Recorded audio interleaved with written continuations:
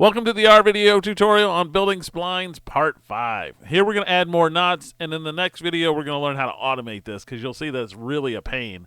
But last video we added one extra knot, but if you notice, if we really want to fit this thing well, which I've got a new picture over here, if we really want to fit it well, we're going to need more than just 2 knots. So right now I have these 2 set up from last time.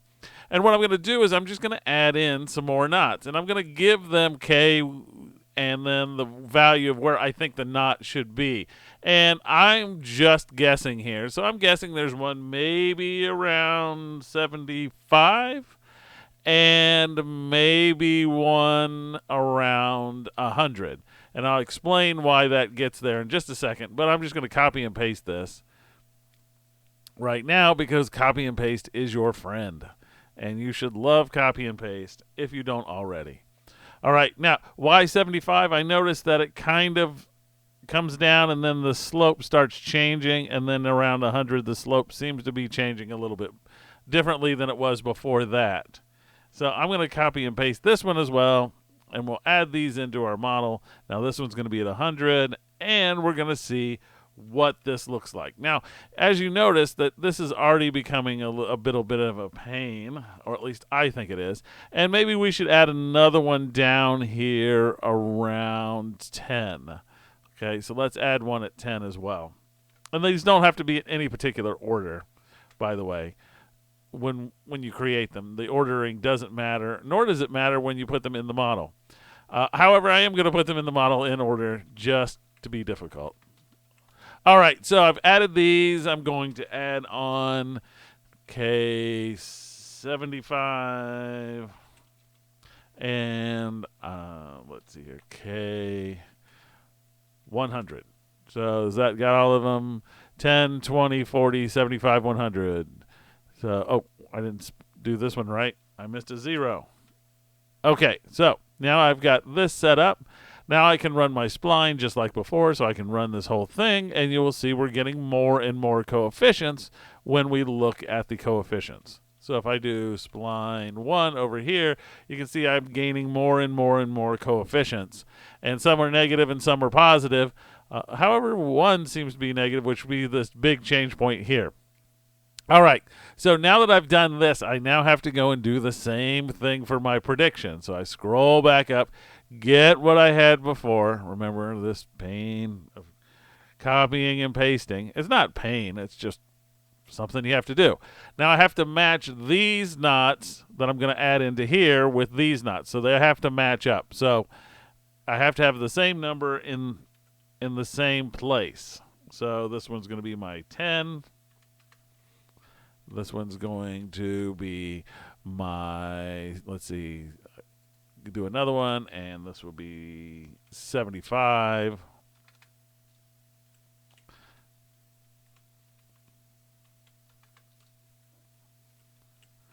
And 100 is the next one I need, and then I have to add them into the next thing.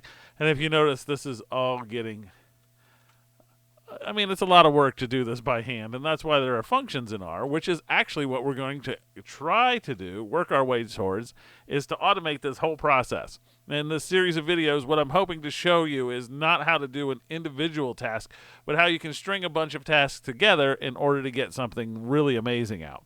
All right, so I need to put in here K10, X2, K10, and I want 10. Don't forget your comma. And then we're going to do 75 and 100. So K75 and X2K75 and comma K100 is X2K100. All right, so I have these set up. I should be good to go. We'll see what happens. Maybe it'll yell at me. Maybe I did something wrong. Maybe I did something right. And it didn't blow up. So that's a big plus.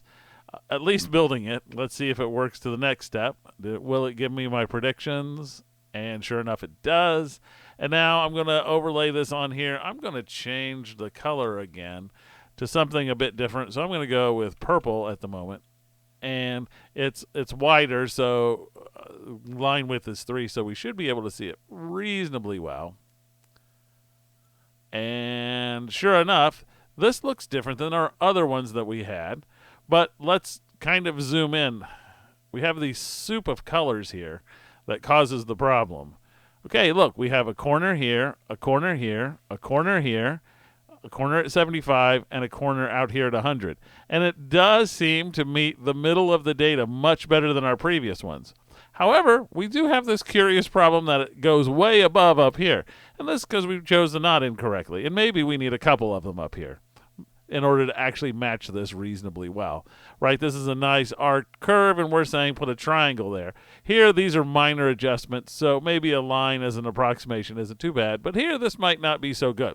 But what we're going to do in the next video is we're going to progress forward. We're going to use some more complicated mathematics such as matrices in order to build this matrix or build these splines in a more automated format.